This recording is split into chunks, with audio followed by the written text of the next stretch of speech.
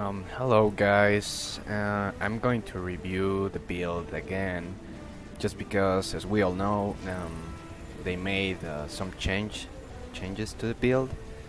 So let's start up with the gear. Okay, since the last changes they did, many of the backlines and gangs have a lot of damage. This probably will be fixed on a future, or it might not. So for now, the first thing we have to do is to raise our armor values. Um, for the gear we have here, if you have what I told you to use, you should have PPT, 3 PPT and 3 PPT pieces of gear with Melandro. This will remain like it is, exactly like it is. No changes to these pieces. Just because it's okay like that. The weapons will remain also the same: Berserker Hammer and Giver stats on Sword and Warhorn with the same sigils for now. The changes we're going to do, well, at the moment we should have 3.1 armor. The changes we're going to do will be on the trinkets. The reason is that we can always get ascended trinkets, and maybe some of you already have some ascended trinkets, so it's easier to replace, you know. Or even if you have to buy it, it's a little bit cheaper than changing runes or moving runes, etc. And so yeah, for example, in my case, I already have some couple of rings.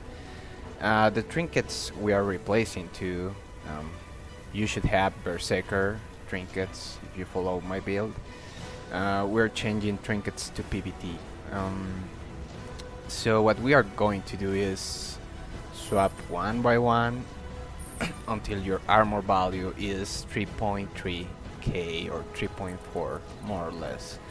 So probably we will need 2 PVT rings and PVT amulet or back piece, one of those two, and I think that will be enough. I can't put it now because I don't have one, but I will. But yeah, these pieces of gear right here will remain the same. Remember, 3 PPT, 3 PPT, Berserker, and these two are givers. But yeah, the main gear will remain like that. Don't forget that 3 PVT and 3 PPT. And we will just change these Zerg trinkets to get a little bit more tanky, because the damage the backline has now, it's really crazy. So yeah. Okay, so until here I think you guys understood this part of tankiness. Someone told me that we won't be a threat if we don't do damage, but honestly, what makes you a threat as a warrior is not your damage. What makes you a threat is your immobilizes, the stuns you provide, and the survival you give to your entire group, you know. Okay, so let's move on with the traits. So, okay. Traits are quite different now from what it was before. So on the first line we have tactics. This line will always be there and should always be there. We have quick breathing. It does almost the same as it did before. The only difference is that it doesn't convert conditions into boons anymore. It just removes conditions, but is still good. We will give the same use to the Warhorn as we did before, to help cleanse our party, immobilizes, getting out of wells, etc.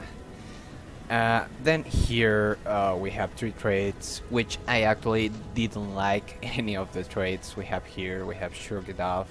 Honestly, this skill should be used manually, so I discard it. It's not viable. Then we have Burning Arrows. Hell, we don't even use bow, so it's not an option also. So what we have left is Empower Allies. It's not like we really need it, but there's nothing better on this line. Alright. Then we have here Powerful Synergy. We won't use it. I don't see the use of it because the guards don't have 2 lips, so I don't really see the use of it. And we have here Phalanx of Strength, and we won't use that one. But we have Vigorous Shouts. This particular trait is awesome because I don't know, many of you remember before. We have Shouts heal on one trait, we have Shouts give adrenaline on another trait, and we have Shouts recharge faster on another trait. So now we have it on a single trait, which it makes it awesome. So this line is a must to have just because of these 2 traits. Then we have Discipline. This trait is also a must. It must be there. Just because Versatile Rage, we need that. Gain adrenaline on weapon swap. The fast hands, we need that. Warrior Sprint isn't like much like a need, but it's better from what it was before because they fused it with this skill called I don't remember the name honestly. Mobile Strikes, I think. Yeah, Mobile Strikes. So it does what Mobile Strikes did before, and it give us speed boost. Then we have Aspiring Battle Standard. That's no use for that.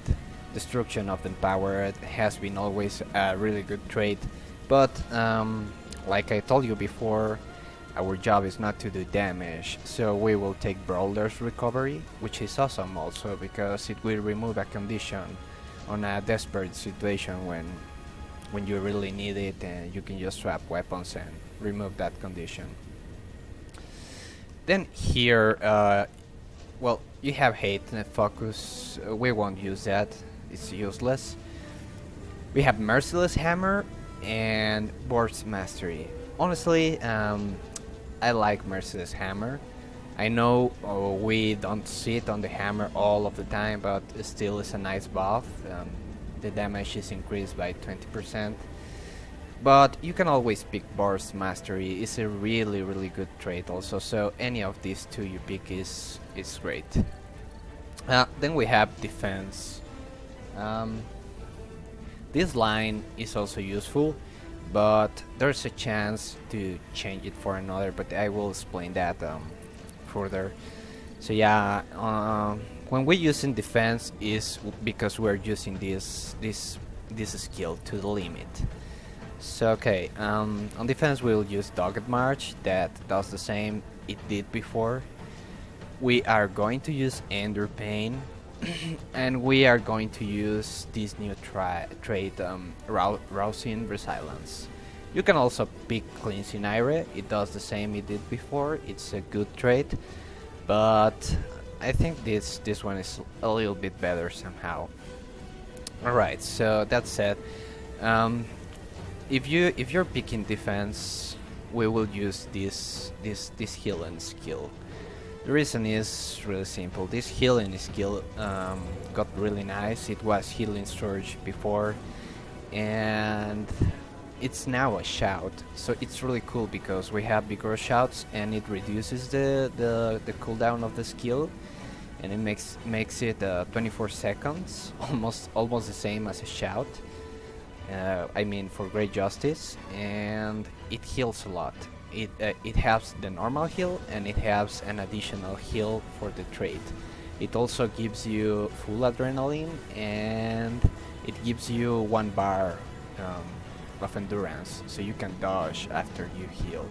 So I find it really awesome. So yeah, I think we should use this one when we are using this defense line. The reason is we mainly use to the limit when Auto Ender Pain pops out. That's the reason. Auto Ender Pain will stop the damage and will just heal up. And this trait is basically used when you are stuck by the hammer train or static. You're taking you're going to take a lot of damage and you break the stun, we shake it off. It comes useful because it raises your thoughtness and it heals a little bit extra heal. Anyhow, I know, well, this Defiant Stance and Healing Signet, they are still really good healing resources. So yeah, if you don't like to limit and you want to use Defiant Stance, then we will change we will change the defense line to what is arms, right?